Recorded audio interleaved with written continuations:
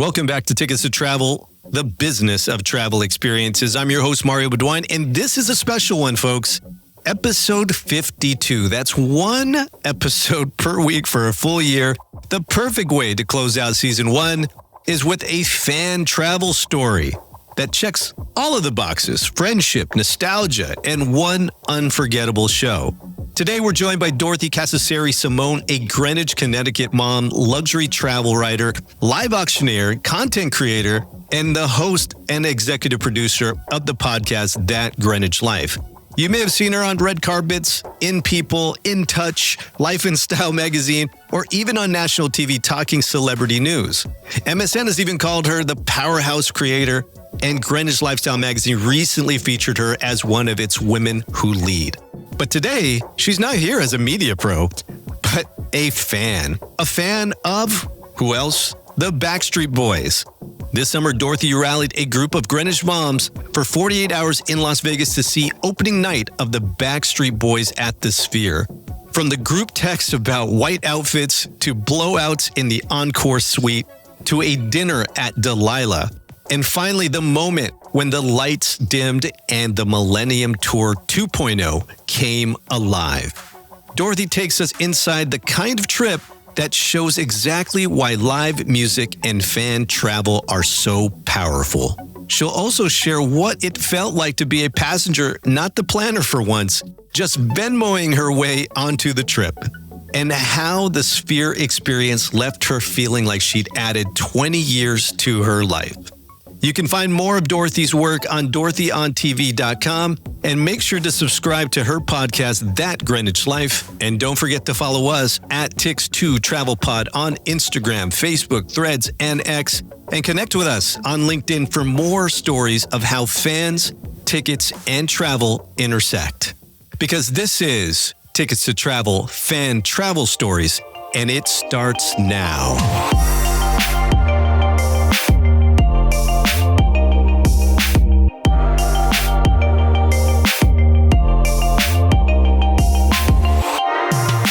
Welcome to Tickets to Travel, the business of travel experiences. I'm your host, Mario Bedoin, and today we have another episode of Fan Travel Stories with my good friend, Dorothy Cascerceri-Simone. Welcome to the pod. Hi, thank you for having me. I appreciate you coming on the podcast because I've been looking for people who have been attending shows at the Sphere, and you just had a great experience in Las Vegas. Yes. And so I think what everybody needs to know is, who's your favorite Backstreet Boy? And when did you start following them? I mean, Backstreet Boys, it takes me back. Now I'm going to really reveal my age if anybody wants to do some quick calculations. But totally Backstreet fine. Boys for me goes back to probably the summer of 99 when I graduated from high school. And I was living down the shore in Avalon, New Jersey with my girlfriends. And that was like, you know, the Britney Spears, Backstreet Boys, like all Christina Aguilera. That was the height of pop. Yes, the height of pop. Yes. And I mean, they don't really have that anymore. And so it doesn't surprise me that they chose the Backstreet Boys to do a residency at the Sphere in Las Vegas. And so when you first heard that they were going to be there, what went through the mind of your friend group? Well, what went through my mind at first was, okay, I really want to go and see them. But also, like, I'm a mom. I have 2 little kids. My daughter's 2. My son is 9. It's, you know, the summertime. It's such a hectic time with camp and all sorts of things and our own family vacation travels because I'm a travel writer. So I'm always on the go and traveling and, you know, checking out new places. So I'll never be able to go and do that, but it would be really cool. And then a group of my friends asked me if I wanted to come with them. They had kind of already scoped it out and they included me in on their plan. And for me, that was its own vacation. The fact that I didn't have to be the ringleader of it, buy the tickets. All I had to do was Venmo someone afterwards and use Splitwise to figure out like all the bills at the end. But I was a passenger princess on this little 48-hour Vegas trip. And it felt so good because I'm the one always taking my family places. I'm the one always taking my husband places. And I'm the one always taking my friends places. You got to treat yourself, Dorothy. Yeah, exactly. Treat yourself. Well, here's the thing, because they made the announce only a few months ago. Mm-hmm. And then you decided on a whim, a 48-hour trip was going to happen. that means you're a giant fan. Yes. I mean, it's such a piece of not my childhood, but like my teenage years. It's like, it feels like a piece of history. And then also my background is in celebrity news. So celebrity news and gossip. So I started out when I was in college, I started out working at People magazine and being on the red carpet and interviewing celebrities for them. And then moved on to Life and Style Weekly and In Touch. I even worked at the National Enquirer for a little bit. Amazing. And I did all of their TV. So then I started appearing on the Today Show and the Wendy Williams Show and Chelsea Lately and talking about celebrities and what was going on. So the Backstreet Boys for me were not even just like a small and a huge part of my own personal life, but it was also just like they were a part of the beginning days of my career. Tired of overpriced tickets and sketchy promoters? Discotheque is your personal nightlife concierge. Discover guest lists, discounted tickets, and VIP tables in cities around the world.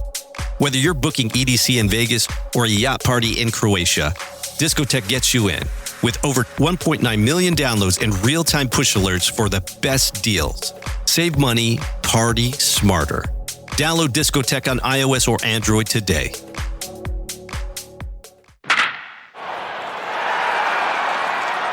Attention sports fans, teams, and leagues, whether it's the season opener, playoffs, or the championship game, Bookseats.com makes getting there a breeze. With Bookseats, you can customize your ultimate sports travel package by bundling game tickets, flights, and hotels, all in one easy-to-use platform. No hassle, no stress. Just you, the team, and the game day excitement. For professional sports organizations, Bookseats.com offers B2B solutions to create exclusive fan travel packages, increase fan engagement, build loyalty, and make every away game feel like home field advantage with professionally curated travel experiences. From diehard fans to professional leagues, Bookseats.com is your go-to partner for game-changing travel. Visit Bookseats.com today and make your next sports trip unforgettable. Bookseats, your all-access pass to the ultimate sports travel experience. Right. So you have this almost like a kinship of sorts with, That's right. with the Backstreet Boys, because this probably flowed into other fandom. Because what we like to touch on in this type of pod with fan travel stories is that, one, the planning around the travel to get to see these type of artists, but also the community that is built. But if the Backstreet Boys was really like the high school side, you probably were a New Kids fan at one point. Huge New Kids fan. I would even say more of a New Kids fan through and through than even the Backstreet Boys. Well, just in pure like developmental time. That's right. But also being a fan of anything. Well, right. So like my first concert when I was, I think, turning 8 years old, it was on my birthday, was Tiffany. And she had this great boy group that opened for her. And nobody knew who they were. But I vividly remember sitting in the audience and watching these 5 guys dance and sing on stage. And then they later became the New Kids on the Block. And so I grew up, sitting on the couch, like with chicken pox. And I watched VHS tapes of New Kids on the Block music videos and just dreamed about someday I'm going to be married to, it was really Jonathan that was my crush, Jonathan Knight. But what's crazy is that then as I came into my career working in celebrity news, people always ask, like, who's the greatest celebrity you've ever interviewed? And look, I've interviewed Jennifer Lopez and Brad Pitt and Jay-Z and all of these huge names. But I always say the answer to this question, it's the New Kids on the Block. Because it was such a moment in time for me to see how far I had come from that little girl dreaming of them having a Trapper Keeper with their pictures on there. And then here I am at the MTV Video Music Awards, like after party, and I'm hanging out with Jordan Knight. Or here I am a couple years later and I'm down at the Borgata in Atlantic City and I'm sitting VIP watching them perform when they all went back on tour. And then I'm in the VIP area hanging out with them the entire night because I was friends with their publicist. So there's a lot of stories like that. No, of course. But what you're demonstrating is that there's definitely been a few decades of fandom around these boy bands. Yes. And also you're part of a community of fans because I'm sure these women who you went to Las Vegas to see the Backstreet Boys, you've probably known them for a long time as well. Yes. And you had that in common. So I'm sure when you first met, you're like, John is my new kids, or Nick is my Backstreet Boy. Yes. And so putting this trip together, what were the things that you wanted to tick off, or at least the group wanted to tick off? Like, where did you stay? Mm-hmm. What other things were you going to do in Las Vegas? Because obviously the Sphere is the main event, but you're in Las Vegas. There's lots of cool things to do. So much to do. And so how did you guys build the itinerary for the trip?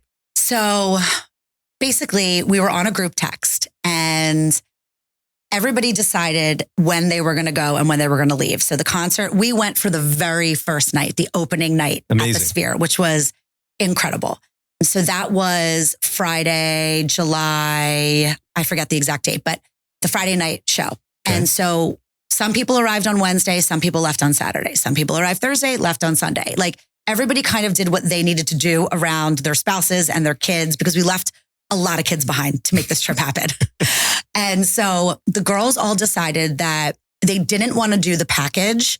There was some package, I think it was at the Venetian, because, the Venetian is attached to the Sphere. You can walk. You walk through the tunnel. Right, exactly. So they didn't want to do the package because they wanted to stay at the Encore. And I 100% agreed with that, because I love the Encore. There's so many great hotels in Vegas, but historically, I just feel that the Encore has a little bit of like a higher no, you can say it. Class of people. The Wynn Encore is the best hotel. Yeah, I think so. And you graduated from New Kids, which was probably the Venetian, to the Backstreet Boys at the Sphere, which again is, you want to make sure the experience itself matches the energy that you're going to bring to 100%. And so it was without a doubt, you're staying at the Wynn Encore. That was 100% what was happening.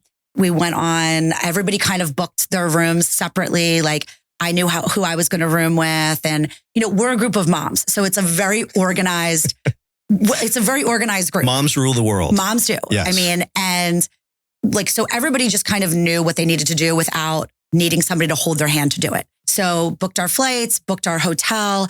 And then the question was, okay, so again, we're a group of moms. So everybody really wanted to have nice meals, like nice dinners, because we don't really ever get to do that. We just stand around our kitchens eating little tiny shards of chicken nuggets that our kids haven't eaten before we throw the plate in the dishwasher. Sure. So really nice meals was high priority. So the majority of us were really only there. We really only overlapped for 2 nights. So the night before the concert and then the concert. The first night we decided to get a reservation at Delilah, which is in the Wynn. Yes. Now I had not heard of this. Okay. So this was my first time back to Vegas in 10 years. 10 years. Lots has changed in 10 years. Lots Dorothy. has changed. 10 years ago, I was there. I was newly married. I was not pregnant. I did not have any children. I got pregnant with my son shortly after that. And the time before that was actually right before my wedding. And then there were many, many times prior to that, when I was in my 20s, that we will not talk about what happened during those times. But Delilah is a hot spot. Delilah's a hot spot. Yes. I mean, and they've created this very mysterious kind of facade because you're not allowed to take any photos or any videos. So they don't want to go viral on Instagram. Now, don't you worry. I took some photos and videos. You could go on my Instagram and you can see what's going on at Delilah at Dorothy on TV, but you're technically really not allowed. And so we had this amazing dinner at Delilah, and this woman came out on stage. My back was kind of to the stage when we were eating, and I heard her start singing, and she opened with Amy Winehouse, Back to Black. And I thought for sure that Amy had risen from the grave and was standing right there on stage. This woman's voice was unbelievable. And that's what I love so much about Vegas, the music. And I turn around and I see this drop dead, gorgeous chick that looks like a more beautiful version of Angelina Jolie in this beautiful flowing gown. And she was the show, and she stole the show. And it was an incredible dinner that we had. The one thing I didn't love about it, but Delilah did it right. And I appreciate this because I'm always, as a travel writer, I'm always kind of like, my eyes are wide open to the level of hospitality that you're receiving. Of course. Which I will talk about something at the Encore pool about the level of hospitality. But because you went to Encore Beach? Yes. Okay. Well, we did go to Encore Beach briefly, but we mainly stayed at the excess pool, which A-Rod was there the day after I left, which that broke my heart. So Delilah, after we ate, and you go there and it's an expensive place. You spend a lot of money. There were 5 of us, and they kind of abruptly, after they brought out the homemade chocolate chip cookies, they kind of like abruptly asked us to leave. Oh, because they had to turn the table, which is my pet peeve of all pet peeves. However, the gentleman walked us up to the bubble bar, which is like the bar when you first walk in. And he offered to get us a round of drinks and we could hang out in the bubble bar. Yeah, because it turns into a club. It does. Yeah. It does. And I liked that. I thought that was the right way to do it because you're communicating to me that you have a business to run and you can't let people sit at the table for 3 hours or whatever.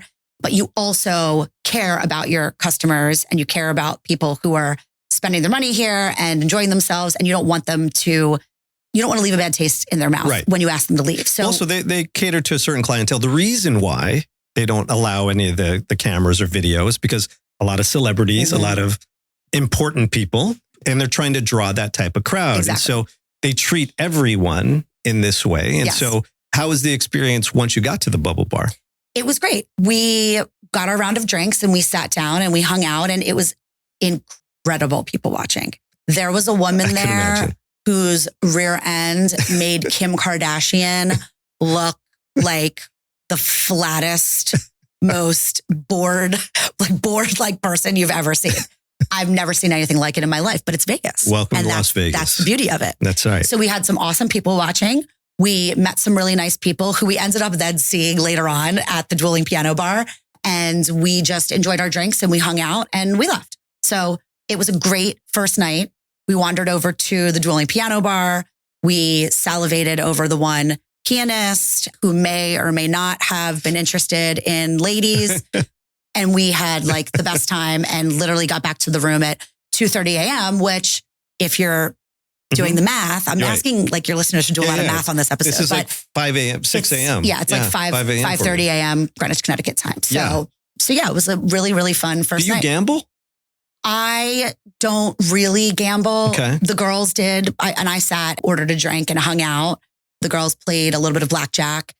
It's just never really interested me. Like I like to be the girl that blows on the dice. Got it. You know, for the guy who's you're lucky winning a lot of money. Right. You know, lucky and then hands without me your money. A bunch of chips. Yeah, that's kind of the extent of my gambling. Yeah.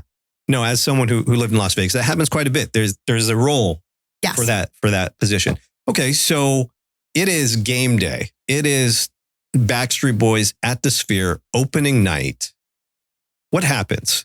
Because also you had to wear white. Yes. So the boys. So there must have been a whole process to get the right white outfit. There were many white dresses from as low end as $25 on Amazon to as high end as $1,000 from the Saks website being shared on our group chat leading up to this trip. I heard about this. There's a lot of, obviously there's families or guys who are dragged to go to this show. Yes.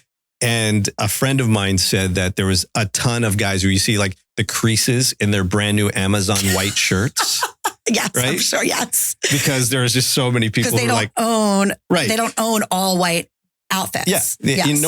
No one goes to white parties regularly other than me and you, obviously. Right. But obviously. Well, that is true. In Greenwich, there are a lot of white parties. You had to be prepared to do this. So I would imagine you guys had the range in the group chat of various types of outfits. Yes. And so what was that conversation like? Everybody understood the assignment. Everybody got their white dress.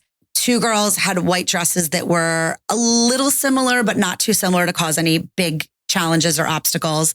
And everybody planned out their whole look. And actually what I forgot to mention about the first night is that when you are over 40 and married and have children and you go to Vegas, it's a much different experience than when you're in your 20s and you're slumming it in a room with 9 of your friends. And we had a hairstylist come to the suite at the Encore and do all of our blowouts and do our hair. And so that was a very fun part of getting ready and getting glam in Vegas. And so the following night, one of my roommates did actually have the hairstylist come back and do her hair. We all got ready. That makes sense. And then we decided to have dinner that night at the Venetian because it was convenient. And that way we could just walk to the Sphere because there's this connecting tunnel. I wouldn't say it's close, but also in Vegas, like nothing's closed. So everybody made the decision that we were not going to wear heels. Smart. To the Sphere. But then the question was, are we going to wear sneakers, read between the lines, golden goose, or are we going to wear flats? Got it. And I voted for flats, open-toed flats, because it's still Vegas, it's hot. Yeah. And so, but it had to be a unanimous decision. Like this was very carefully planned out. So everybody decided flats. So we all wore flats. We went to Bouchon. Well, sidebar, this is a pro tip, because if I lived in Vegas for a few years. I go back probably once a year or so. But anytime I meet someone who's like, oh, let's just walk to this place. Everything is so huge in Las Vegas that what looks like a short walk is actually several miles. Yeah, that's right. And so you have to plan ahead. Yes, anybody who's listening to this, what they did was genius, because you don't want to deal with the one woman who wore the heels and then she can't hang out the rest of the night. That's right. Kind of thing. So this is a pro tip that everybody should understand, is that Vegas is gigantic. It's gigantic. And I mean, it's tough to get around. It's really tough to get around. Even just going from my room at the Encore to Delilah, which is in the Wynn, the first night I wore a brand new pair of Christian Louboutins, actually, that your wife had purchased for me at the sample sale. That's right. Okay. Yeah. Brand new. And I walked miles. I walked miles to get to Delilah. Let me tell you, when I got back from Vegas, my body was broken. I had to get my pelvic floor physical therapist in. I had to go get a massage. Like I had to do, we did get massages in the cabana. 48 hours in Vegas is just, I say this all the time. It's like 3 nights is tops. You did it right. I did 2 nights. You did a 2-nighter. You're going to be fine. But even then, you're kind of broken. My body was broken. What's funny about our day 2 there is that the whole day I kept not forgetting, but like just, it was out of my mind that, oh my gosh, we still have the concert tonight, because we were having so much fun as it was that I almost forgot like why we were actually there. You know, it's like, that's Las Vegas. It's like the Christmas season. Yes. You know, you almost forget like what the true meaning of Christmas is when you're worrying about all the gifts. And that's what it was. You know, like the real reason that we're here is for the Backstreet Boys. Absolutely. For Nick Carter. So for Nick, let me understand this. Why did you have to wear white? Well, I think it was an ode to their Millennium album. Because they all wore white. It was like a thing that they did back in like 99, 2000. And they ended up recreating, like the whole tour was the Millennium Tour. So they recreated the whole feel of that album. And it was like Millennium 2.0, I guess, was the album that dropped the same night as the first day of the concert. Their costumes and everything that they wore kind of echoed that. And they wanted their fans to also. So you're in the building. Mm-hmm. Where were your seats? Because obviously being in the Sphere itself, and I have not been yet, I'm getting there. You're going to love it. But the entire venue it's 18,000 seats, I think. And you're surrounded by the highest definition screens. Yes. It is basically every seat in the place is amazing. Yes. So where did you sit, and what was the thought process of purchasing those tickets? So I will tell you, I did not have anything to do with purchasing the tickets. I pretty much just said, I really don't want to spend like $1,000 on tickets. Like, you know, so everybody kind of just voiced what their range was. And I was willing to spend up to $500 because I know what concerts cost these days. And it's the Sphere. So who knows what tickets cost? Our friend who bought the tickets, like she did a great job. What's weird about the Sphere is in a typical concert venue, you know where the good seats are and you know where the good seats are not. So like when I see a concert at MSG, I know that I don't want to be up in the nosebleeds. I know that I want to be closer down, like 100 level, like 200 level maybe, because that's where you're going to get the best acoustics and that's where you're going to get the best experience. The Sphere is almost the opposite. And so we went for, I believe, the 100 level tickets. Okay. So we knew that we didn't want to stand. We knew that we're old ladies. We wanted to have seats, even though we literally never sat in them. Right. But we were dancing the entire time. So you didn't want to be in the pit, We didn't want to be in the pit. No, that we did not want. I think my days of doing that are over. Although I did for the Greenwich Town Party, I did go up to the front with Mumford & Sons, and I loved that, but that's different. It's a much smaller venue. But for this, we ended up dead center. But the problem is we were covered. Okay. We were a little bit covered. There's an awning. There's seats above us, right? So again, Broadway show, typical concert, these are great seats. Sphere, I'm realizing that we missed kind of the upper 50% of the experience because we couldn't really see the full visuals. It took nothing, by the way, away from our time. Okay. I wasn't sitting there at the time saying that. But once we left and then I started seeing like what other people were posting from like the 300 section. Then you start to realize that there's a whole other experience to be had. Half of the sphere you didn't actually see. That's right. Okay. That's right. I could really only see kind of like what was in front of me. I could see top to bottom what was in front of me and on either side of the stage, but I couldn't see the full effect. Like so the full immersive recommendation effect. would be Up. to get higher up. Yes. Interesting. Sit higher up or I think really sit higher up because even if you're in the pit or even if you're in the very front, what are you going to do? Be turning around and looking behind you to see the experience? Yeah. You got to sit up. And actually, you know who was smart?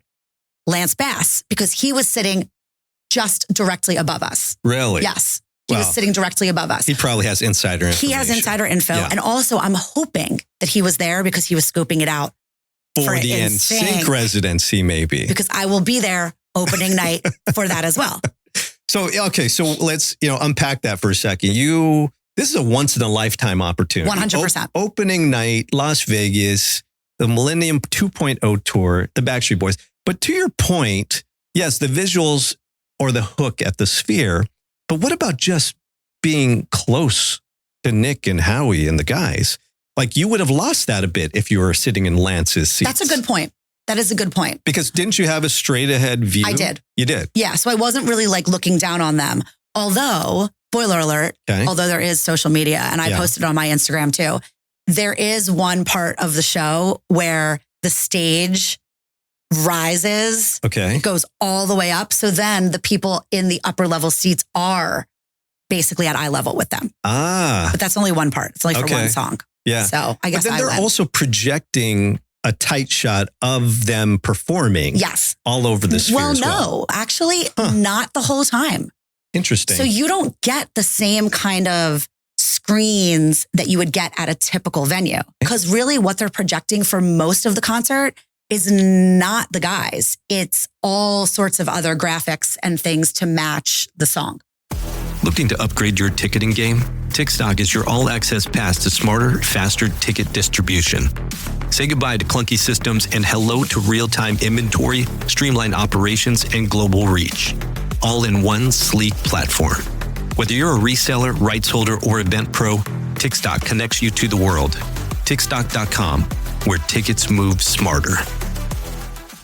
Join the movement at Humanitix.com. Every time you buy a ticket, someone profits. At Humanitix, we believe that profits should have purpose.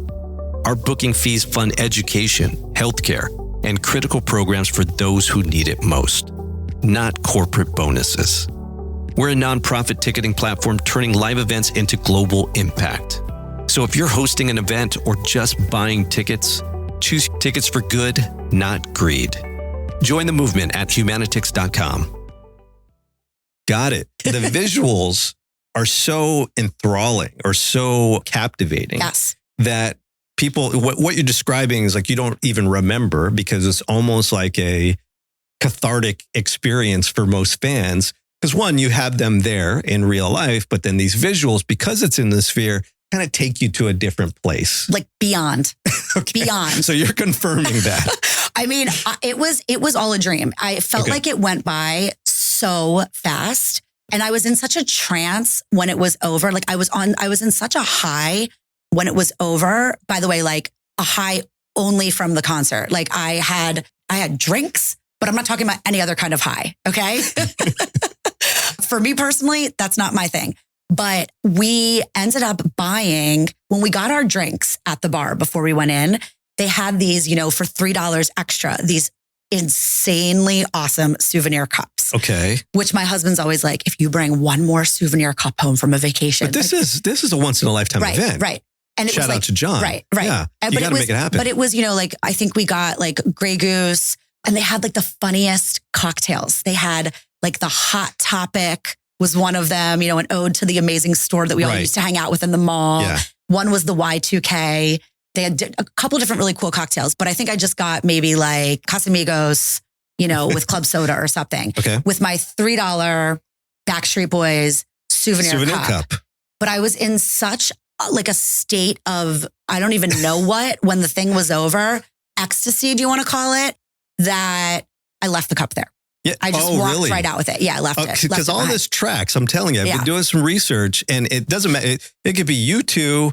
There's been a number of them. Anima, which is a DJ, people just lose it, it's essentially. the most insane concert experience. Yeah. And I really don't know how I'm going to go to a regular venue, typical concert venue after this. Yeah. It sounds ridiculous. No. I can't just fly to Vegas for every concert that I want to see, but I do want to go back for Zac Brown. I really do want to go back out for Zac Brown, but I'm also waiting for. Yeah. So why don't you give us what you think, or which artists you think would just do really well with a residency at the Sphere? Because they weren't there very long. I think it was maybe a total of 4 nights. Oh no, I think they're there through August. Are they? Okay. Yeah, so I think they're there for about maybe less than 2 months. Yeah, we discuss this a lot on the pod in terms of this is the new model, is to have a residency. If you can support one with the visuals at the Sphere, that's one piece. But just Adele's done it, right? Yes. Wu-Tang Clan has done it in Vegas. Yes, because you get the same sort of traction in terms of fans coming, but you don't have to travel. Yes. So it's a almost more cost-effective, more enjoyable way for the artist to meet fans or to be there, to have the residency in Las Vegas. And so what do you think, now that you've experienced the Sphere, which artist do you want to see there? Number one, I think it's such a long shot, but I'm just going to say it because I'm going to keep my fingers crossed. Okay. Coldplay. Interesting. Coldplay. I can see that happening. From the very minute that I read about the Sphere and I understood what it was, yeah. I said to myself, when Coldplay performs there, I'm going to fly out and go see it. So I'm going to cross my fingers on that one. I said it before, NSYNC. I would fly out there in a heartbeat to see NSYNC. New Kids on the Block. New Kids on the Block has they're doing a residency at, is it at Caesars? They're doing it, and there's February dates, and I'm trying to get the group together. Like, everyone comes back from Vegas and they're like, no, don't talk about going back to Vegas. So I figure maybe the group, once everybody settles in, will decide to go back in February, because I would like to see that.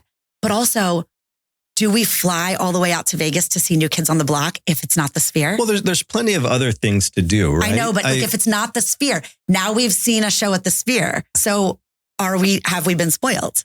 I don't know. You absolutely have. But here's the thing. This is why we're on the podcast, right? Right. It's called Tickets to Travel.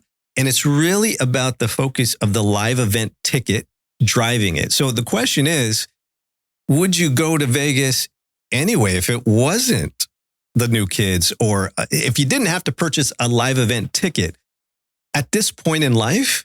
Why would you go? No, I don't think I would, because I don't know anybody who's getting married. Anyone that I know is already married or getting divorced.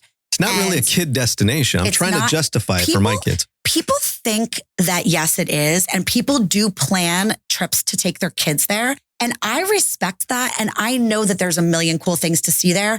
That is not my idea of a vacation with my kids. Right. That's just not I'm just not interested in taking my kids there, really ever. Really ever. We think about it because we love hospitality, right? Mm-hmm. We work with hotels, we love restaurants, and our kids are kind of this way too. So I didn't go to Las Vegas until I was over 21. And so it'd be interesting if our kids saw it, because it's just a spectacle. It is really cool. Right? It is. I feel like our boys are really close friends, and I feel like they would absolutely love it. I'm not saying that my kids wouldn't enjoy it. I don't think I would enjoy it. I don't like how you're indoors for all of it. Sure. So maybe there's just so many other places I would like to take them. Yeah. But I have to be really honest with you about something. After I signed on for this trip, I was having second thoughts. Really? Not because of the Backstreet Boys. Of course not. But of course not. But part of me was going back to all the times that I went in my 20s and my 30s, where the idea of Vegas was exhausting to me. Yeah, it's a bit traumatic. And I thought to myself, it's like the middle of July, exhausted is my baseline. Mm-hmm. Is this going to be a trip that really feeds my soul and really fills my cup?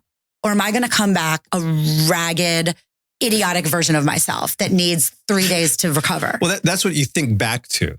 because getting back to the kids too, I try to explain it to them because the only time you could actually go right is in the summer. Mm-hmm. Summer in the middle of the desert of Las Vegas, and this is coming from someone who's lived there. I mean, it's 110, 115. And to your point, you're always in air conditioning. Right. And when you step out, if you're going to go to the pool, it's got to be between 6 a.m. and 10 a.m. because then you can literally get cooked out there. And so I understand the thought of, do I really want to go through that? Like, why am I going to Vegas in the middle of July? I looked at the forecast and it was 112 degrees every day. But it wasn't like I was thinking I shouldn't go. I just was kind of like, are you doing what is really going to serve you? Because I'm really trying more these days to be really mindful and deliberate about my choices and how I spend my time and who I spend my time with. And I knew that I wanted to be there with this group of girls because I love this group of girls. And so I just kind of quieted those doubts and went. And what I didn't realize when I was having those doubts is that Vegas can be anything that you want it to be. We got a cabana both days at the excess pool. It was a Thursday and a Friday. The pool was very quiet. Now, again, I mentioned I missed A-Rod on Saturday. It got like a little bit more exciting that day, but I was already gone. We had waiter service and we had a masseuse that came in and everybody did hour-long massages. And we went to Encore Beach. We had a drink. We stood in the pool. We probably got an STD and then we left because we were like, okay, good. I'm glad that we saw it. We came, we saw it. I don't need to stay here and I don't need to see any more of it. I felt really good about that. Because you had more control over the experience rather than back in your 20s or so, it was, you kind of just went where everybody went. Yeah. And also I didn't have any money in my 20s. Huge point. I had no money in my 20s. So I was slumming it. I think we stayed in the cheapest possible room one time of the MGM, which is not, again, that's not a terrible hotel, but it's not our suite. It's over 5,000 rooms. So there's a quality factor. Yes. Yeah. Yes. And it smelled like, cigarette smoke. And now I'm at the Encore and this beautiful suite. I definitely did it this time more in a dignified way. But I also this time really showed me how far I've come because being at Encore Beach and feeling slightly disgusted by it, it is what it is. But you know what? I have more wisdom now and I'm a more grounded, smarter version of myself now where I know what makes me happy and what doesn't. You get what you put into it. No, completely. And I think much like when you go to Disney World in Orlando, you get to see the entire gamut of Americans internationally. Yes, you do. Right? So you experience that. But again, money is key. You can determine your experience by spending a little bit more or not. So overall, two questions. I think first, one thing that keeps coming up about Las Vegas since we're in this conversation is that it's dead. Have you heard this? That because of the Trump tariffs and all the stuff that's going on, that the Canadians and the Chinese are not coming and gambling as much as they used to in past years. And then on top of that, you alluded to it with your $20 coat check, is that the prices of everything has just gone through the roof. And so there's this combination of political pieces that the international markets are not coming to Las Vegas, but also parking costs a bunch of money now. It used to be free everywhere. To get into a club, the dinners are going to cost you $500 and all these different things. As someone who just returned from there, was Las Vegas dead? I would say no, but now that you're bringing this up, I would have said no, but now that you're bringing it up, the pool at the Encore at Excess, Thursday and Friday. You said it was quiet. Thursday and Friday, it was really quiet, really quiet. And do you remember what it used to be like? So I'm trying to remember. So I feel was it packed or did I just go to the places? If we would have gone to Marquis Day Club, which I was trying to rally the girls to go and do that. But if we would have gone there, would that have been dead? Do people just go? But even Encore Beach on that Friday, they didn't have any performances, right? Had a DJ going on. It wasn't anybody that I recognized. Okay. But it was not that crowded. It was not how I remembered it being. Now, is that because this time I didn't chase the parties? I will tell you that after the concert on that Friday night, we went back to the Encore.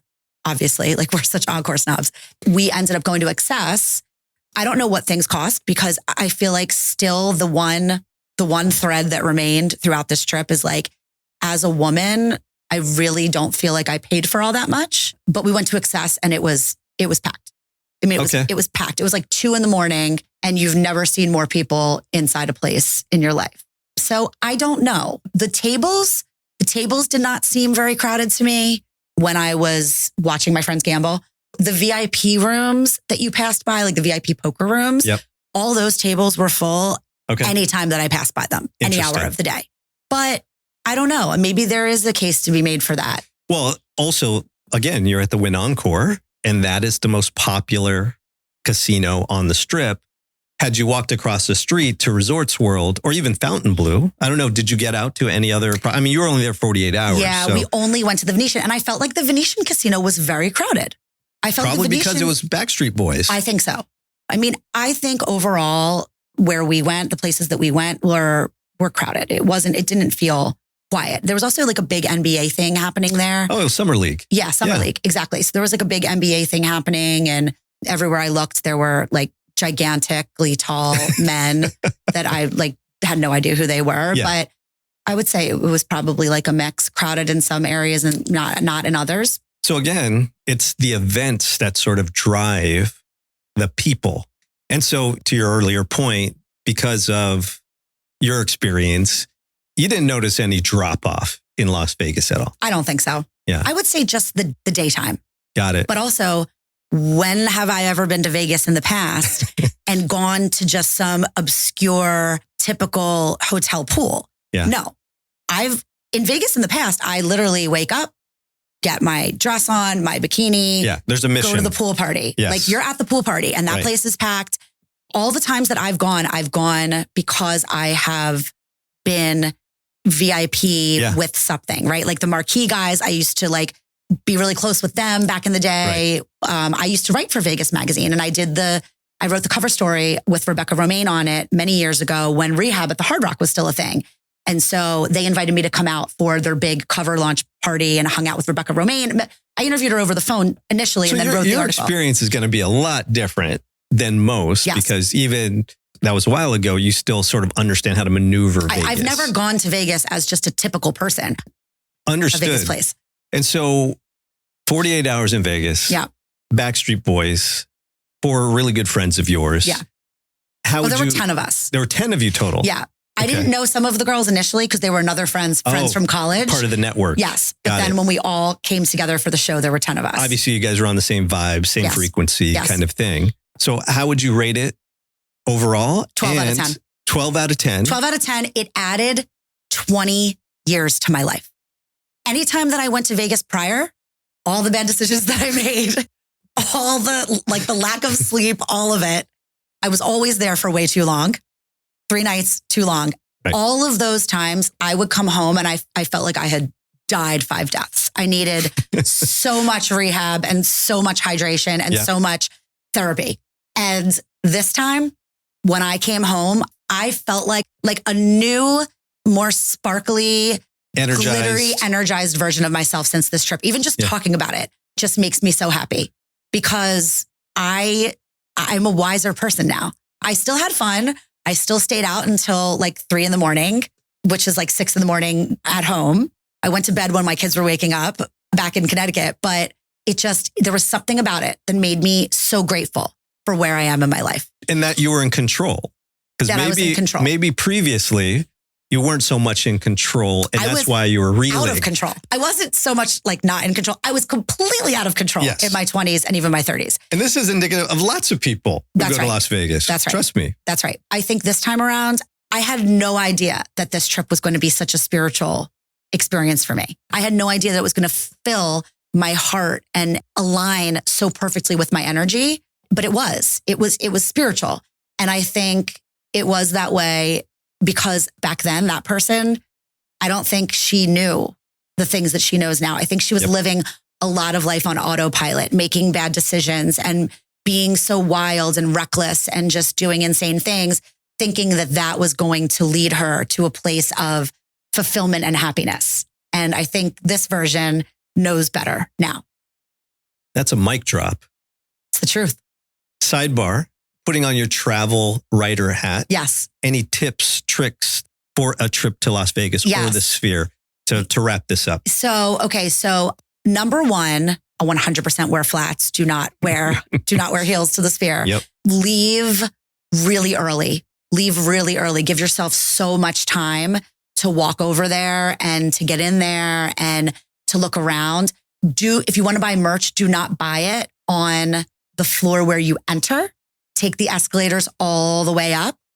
Merch and drinks, all of it, all the concessions, take the elevator all the way up, because nobody knows to do that when they arrive. They just go to the closest place and the lines are so unbelievably long. Like, I actually ended up buying no merch because I'm like, you didn't want to stand in line for a million hours. And I don't want to miss the show. Yeah. So definitely go all the way up. And anything else? Hotels. Loved the Encore, loved Delilah. Be prepared that if you're going to go there, like, you're probably not going to be able to stay too long. I do think that they should be giving you a little bit more time for what you're paying. But we went to Bouchon before the concert because it was in the Venetian, and that was great. It worked out really great. We just took like a cab over there and then we all just walked right to the Sphere. And I think definitely, if you can do it, and if you're a tired mom like me, do the things that make you feel good. Like hire the girl to come and do your hair, and so you don't have to blow dry your hair, like give yourself some time off. Or try to get a time at the salon, which is right, exactly. Just a pain. Right. Like we ended up using this amazing girl, her name's Saint Lee, and she really was a saint. And if you DM me on Instagram, I can send the information at Dorothy on TV, and it gets a real treat. And then, get the masseuse in the cabana. Everybody took a turn. And the only thing about the cabana masseuse that you need to know is that if you're a tired mom like me, you want to be in there by yourself. Like, you don't want people coming in and out, grabbing like a bite of, nachos or whatever.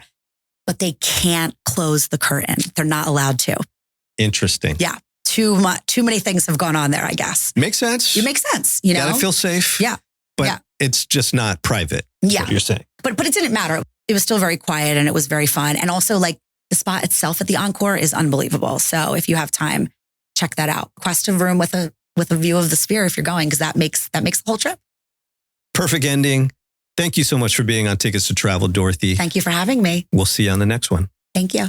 And what a way to close out season 1 of Tickets to Travel with Dorothy Cascerceri-Simone, who reminded us that sometimes the best fan travel moments aren't just about the show itself. They're about the friendships, the spontaneity, and the little details that turn 48 hours into a lifetime memory. From the Encore cabanas to opening night at the Sphere, it's proof that every ticket really is a ticket to travel. Thank you to Dorothy for sharing her story. Make sure to check out DorothyOnTV.com and subscribe to her podcast, That Greenwich Life. And thanks to all of you for being part of our first year at Tickets to Travel. Make sure you follow us on Instagram, Threads, and X at Tix2TravelPod, and connect with us on LinkedIn for even more fan travel stories and industry insights. You can also find episodes at tttpod.com or anywhere you pick up your podcast. We'll be back soon with season 2. Until then, safe travels. And remember, every ticket is a ticket to travel. Safe travels, everyone.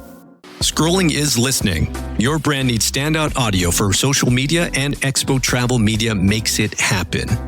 Ear-catching radio spots, dynamic social media voiceovers, custom sound design that pops. We craft audio that stops the scroll and keeps your audience engaged. Whether it's a quick promo, a full campaign, or a killer ad, we bring the voice, music, and production magic to make it all shine. Let's make audio content that works. Visit expotravel.com for media production inquiries today.